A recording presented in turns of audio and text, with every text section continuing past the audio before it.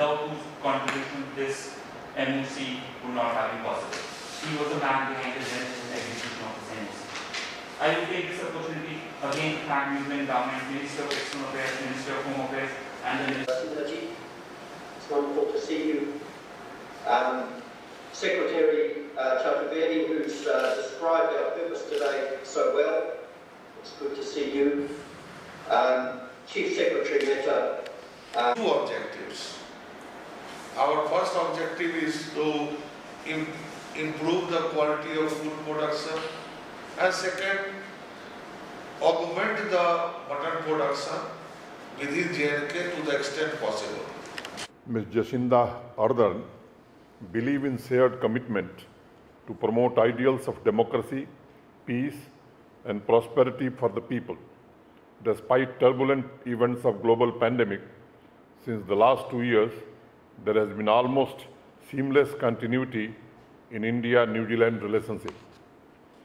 Now expanding our relationship further, New Zealand G2G, the well-known public sector entity headquartered in Wellington, has entered into a cooperation agreement with Jammu Kashmir Union Territory, crown jewel of India, to encourage collaboration in the field of sheep husbandry, capacity building, technology transfer, and training. I know since its inception in 2014, New Zealand G2G has been actively partnering with other Indian entities to leverage expertise and solutions for sustainable development. Friends, New Zealand, having the highest density of sheep per unit area in the world and best technical solution, is now acquiring new recognition in sheep milking. Our team has achieved a lot in agriculture and allied sectors in last 2 years. I will not go into details of agriculture and horticulture. I will confine myself in 2 minutes on animal and sheep husbandry only.